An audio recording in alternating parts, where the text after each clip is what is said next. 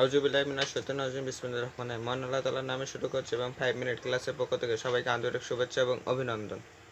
তো আজকের বিষয়ে যে টপিক নিয়ে আলোচনা করব সেটা হচ্ছে অ্যাকাউন্টিং অনার্স পেপারে অঙ্ক করার নিয়ম। তো আপনারা অনেকেরই এইচএসসি এক্সাম দিচ্ছেন 2024 সালে 8 তারিখে কি 9 তারিখে সম্ভবত 9 তারিখে এইচএসসি ফার্স্ট পেপারের পরীক্ষা হবে। তো কীভাবে অঙ্ক করবেন, কিভাবে কি করলে হবে, কিভাবে নাম্বার তোলার চেষ্টা করবেন, কিভাবে করলে আপনার পুরো মার্কটি পাবেন, তো সেই বিষয়টি নিয়ে আলোচনা করব। তো আমি এখানে লিখেছি অ্যাকাউন্টিং অনার্স পেপার অঙ্ক করার নিয়ম। প্রথমে অঙ্ক করার নিয়ম, তারপরে আমি এমসিকিউর বিষয়টা বলবো। অঙ্ক করার নিয়ম, প্রথমে আপনি প্রশ্নটি ভালোভাবে পড়বেন। প্রশ্নটি পড়ার পরে আপনার যে সাবজেক্ট 60টি প্রশ্ন সমাধান করতে হবে। তো আপনার যেখান থেকে আপনার যে কয়টি অঙ্ক হয় সেই কয়টি অঙ্ক আগে করে নেবেন, সেই অঙ্কটি করার চেষ্টা করবেন এবং করবেন। আর বাকি ধরেন 4টে হয়েছে আর 3টে কোনো বাকি, ওই 3টা লাস্টে করবেন। তো এবার অঙ্ক করার নিয়ম, তা আপনার কত সমাধান বিভিন্ন ধরনের হয়ে থাকে এবং খ নাম্বারটা কেমনভাবে করবেন, সুন্দর করে ছকটি কাটবেন। ছক কাটা যদি ভুল হয় তাহলে আপনার অঙ্ক হবে না। সুন্দরভাবে ছক কাটবেন। আর হাতের লেখা এলোমেলো হলেও সমস্যা নেই, কারণ এই হিসাব বিজ্ঞান বা অ্যাকাউন্টিংয়ে হাতের লেখায় কোনো কিছু নেই। হাত বোঝা যদি যায় যে এটা কিসের কি, এটাই হচ্ছে যথেষ্ট। আর টাকার পরিমাণে যদি সঠিক হয়, উত্তর যদি সঠিক হয়ে যায় তাহলেই ব্যাস। কারণ হিসাব বিজ্ঞানে এবং সবই অঙ্কের ক্ষেত্রে হাতের লেখায় কোনো কিছুই না, অঙ্কের ক্ষেত্রে বিশেষ করে। সেই জন্য হিসাব বিজ্ঞানে কোনো কিছু দরকার নেই, সেই বিষয়টি নেবেন। আপনারা ধরেন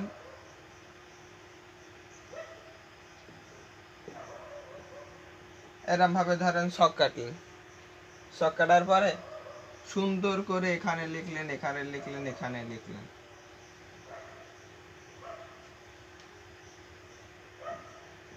লিখলেন সুন্দর করে। তো এই বিষয়গুলো খুবই গুরুত্বপূর্ণ। আপনারা যেমনভাবে হোক আপনার 7টি সৃজনশীল কমপ্লিট করবেন, আপনারে ভুল হোক বা সঠিক হোক। আমি প্রথমেই বলেছি আপনার যেই কয়টি হবে, যেই অধ্যায় আপনি করেছেন সেই অধ্যায় থেকে কমন পড়েছে কিনা আগে দেখবেন। প্রশ্নে দেখবেন যে আপনার কমন যেগুলো পড়ে যাবে সেইগুলো আগে করবেন। আর দ্বিতীয়ত হচ্ছে যেগুলো কমন পড়েনি, কোনোটা দেখা গেল কোনো অধ্যায় থেকে আপনার খর উত্তর বা গড়টা হচ্ছে, এই খ বা গড়টা করে নেবেন। এবার 4 নাম্বার 4টে অঙ্ক তো আপনার হয়ে গেছে। 5 নাম্বারটা কি করবেন, ওই যে আপনার আরও দেখবেন যে আর কোন 3টা হচ্ছে আমার, ওই 3টার বিষয়ে আলোচনা করবেন, নিয়ে ভাববেন যে আমার এটা করা দরকার।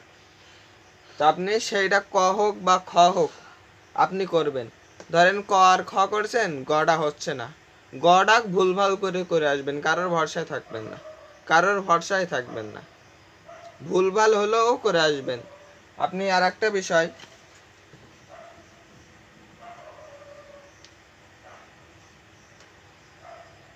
আমি জাস্ট দুইটা জিনিস বললে হচ্ছে আপনার। এক হচ্ছে শখ আর 2 হচ্ছে লেনদেন। তো আপনার একটা শখে 2টা লেনদেন রয়েছে। তো আপনার যে কোনো একটা বিষয় ধরেন ক্রয় জাবেদা করতে বলছে, ক্রয় জাবেদার শখগুলো সুন্দরভাবে কাটবেন। কাটার পরে ক্রয় জাবেদার যে শখগুলো কোন জায়গায় কি ওইগুলো লিখবেন। আর ধরেন 2টা লেনদেন করতে বলেছে, 2টা লেনদেনের ক্রয় জাবেদা করতে বলেছে। তো ক্রয় জাবেদার একটি লেনদেন আপনার হচ্ছে আর একটি লেনদেন আপনার হচ্ছে না, তা কি করবেন, ওইটা ভুল বা সঠিক হোক আপনি করে দিয়ে আসবেন। কারণ শখের জন্য আপনি 2 মার্ক পাচ্ছেন, আর অঙ্কের জন্য তো 2 মার্ক। যদি ঘয় আসে তাহলে 4 মার্কের, আর যদি ঘয় আসে তা 3 মার্ক। আপনি শখের জন্য পেয়ে যাচ্ছেন 2 মার্ক। আর 1 মার্ক, 1 মার্কে আপনার হবে না দুটা লেনদেনে, তাহলে তো হয়েই গেল। ভুল করে আসলে ভুল হোক, আপনার একটি ভুল হোক আরেকটির জন্য নাম্বার পাবেন। সেই জন্য আমি বলছি ভুল হোক আপনারা পুরো কমপ্লিট করবেন এই 7টা বিষয়। আর এমসিকিউ বিষয়টি হচ্ছে আপনি যে পুরো অধ্যায় শেষে যে অংশগুলো থাকে, অধ্যায় শেষে যে 10টা 12টা 50টা এরমভাবে যে টিকগুলো থাকে, ওই টিকগুলো কমান করলে, মানে ওই টিকগুলো যদি রিভাইজ দেন আর অঙ্কের ভিতরতে ধরে